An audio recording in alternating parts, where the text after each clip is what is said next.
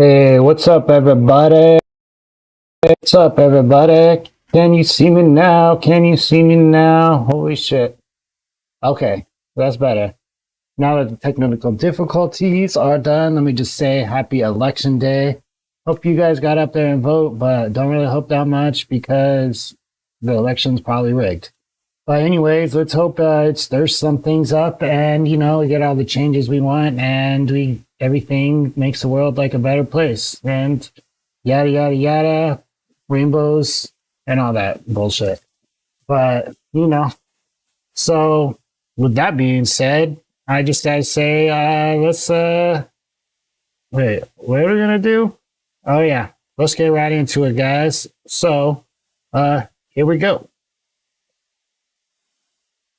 So first things first for today, the housing development funded by tech magnate Larry Ellison will almost double the number of affordable housing units on the island. So let's check that out a little bit. It says on Saturday, Makana Nuesca's 5-year-old daughter crossed her middle finger and pointed fingers. Oh, crossed her middle and pointer finger. I thought she was flipping it off and flapped her arms in a plea for luck. What the hell? All right, let me read the title first. That might help. Lanai draws tenants in lottery for first affordable housing project in 30 years. Oh, that's why she was crossing her fingers for luck. Probably slide a 20 in there. I'll probably give you more luck. You know what they say, shit in one hand and wish in the other and see what fills up first. But, you throw some 20s in that shit, you're probably going to get picked before crossing your fingers. But anyway, it's been nearly 30 years since an affordable housing project has been built on Lanai, where workforce housing is in short supply and families sometimes bunk together to keep a roof over their head. I mean, multi-generational housing isn't really anything new here. It's been going on for a lot more than 30 years, especially everywhere with housing going up, almost doubling during COVID. I mean, come on, what the fuck is that shit? But anyways, Barry Ellison, who bought 98% of the island, including a third of its housing for $300 million. That seems like a pretty good deal, if you ask me, in 2012. But the problem has been intensified, by an influx of hotel and construction workers employed by Pulama Lanai, the management company that oversees Ellison's monopoly stake in the island. So that's probably pretty much his company that he's just like building a bunch of shit and he has a bunch of workers come in and they don't got nowhere to live. So some of them say they need some houses and stuff. Until recently, Noeska said she and her family of 4 lived uncomfortably in a 2-bedroom plantation home with 5 other relatives until they could find a home to rent on their own.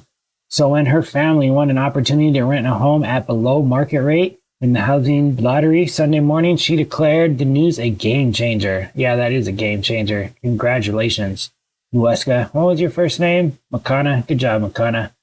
Okay. So when are we ever going to get the chance to rent a house? Noeska said. Let's see. Maybe soon. Privately funded for an undisclosed price by Ellison, the creation of 76 affordable housing at the future Hokuao housing project marks a historic involvement in the protection of homes for low-income residents, which on Lanai is probably like 99% of everybody there. It's also an investment in Ellison's redevelopment plans, yada, yada, yada. It's not going to be the only solution, Barbadillo says, but it's a start. We really need to have the county with their parcels start moving along. So these look like they might be okay. 150 unit. I thought it said 76 units. Maybe only half are affordable. A decade with more than 400 affordable units on the outskirts. The company appeared to abandon the project because of high costs, and then they ran out of money, and then the manipulation for the politicians ran out and all that shit, yada, yada, yada. The Maui County this year They're going to hike up some taxes, substantial increases in real property taxes as non-owners occupied residential properties. By hiking up tax rates, the county was able to expand the county's affordable housing fund by 58 million. Why don't you just tax the politicians who took all that fucking money to begin with? But anyways, but it's the mayor who is responsible for translating that fund into action. Well, who do they got here? It's a developer's dream, said yada yada yada. Last summer, Johnson went door to door and like surveyed nearly 400 people, which is probably like 3/4 of the people over there. I don't know. How many people live over there? 1,000? Couple thousand? Nearly 70% said they had someone that is in need of affordable housing. Yeah. This project is not without criticism. Oh, yeah. Who would imagine that? People are criticizing a white guy owning a whole island that he's making only a little bit of affordable housing. A change that has led some residents to condemn the project for catering to off-island workers more than the islands. Oh, 3,000. There's my prayers answered right there. Deeply rooted residents. There's a lot of rules and limitations. All the units come fully furnished, down to the art on the walls. Ooh, that's pretty lame. They're standard 2 bedrooms and all of this kind of stuff. So, yeah, that's what's going down. Maybe you can afford to live in Lanai right now. A weekend drag show in Honoka'a on the Big Island. Shout out to the FBI. Brought hundreds of supporters to pack a local community theater, but some went there to protest, criticizing the fact that there were children at the event. Yeah, some places kids aren't allowed to be gay till they're 18. Joking. A weekend drag show in Honoka'a on the Big Island brought hundreds of supporters to pack a local community theater. Right on, for small town communities promoting drag shows. They're pretty fun to go to. You know, there's some singing, dancing, and some you can't even tell what's a girl, what's a boy. Like, you know, they're made for that. Some are like, oh yeah, you could definitely tell, but you know, they still are shaking their ass. Let's see. It means a lot to bring queer and queer representation to a small town because growing up, I didn't have a lot or that many people.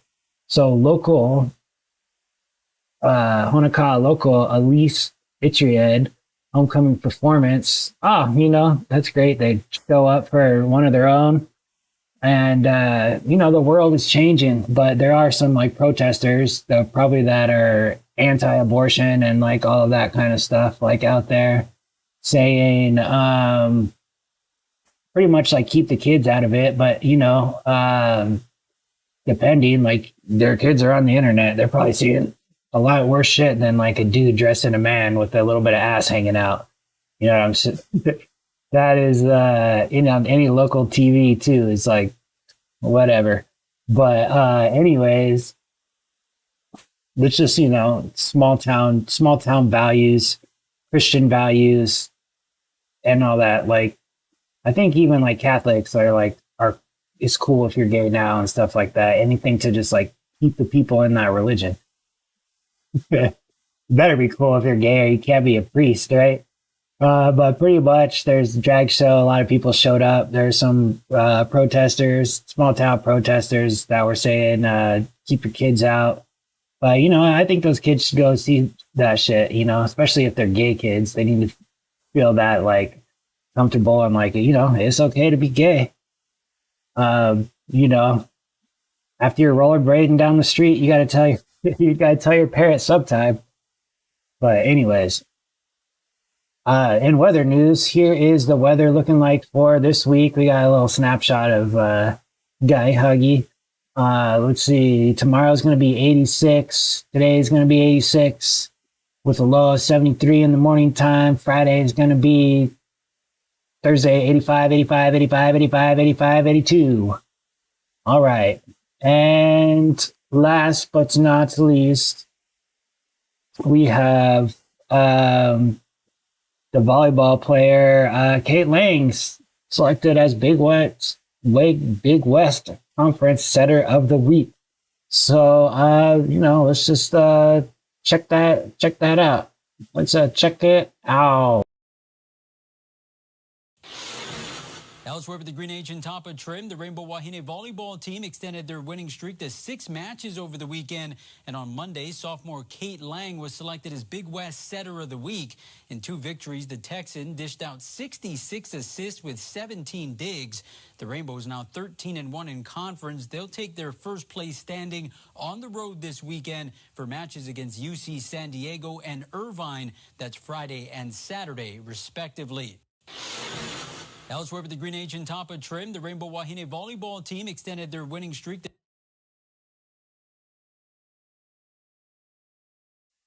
All right. Well, that was great. Good job, Kate Lang. And good job for all you guys for sticking through this. I know it could have been better, but it could have been worse. Oh yeah, I forgot to turn my head shaking thing on. So yeah, I'm still alive. I'm not stiff.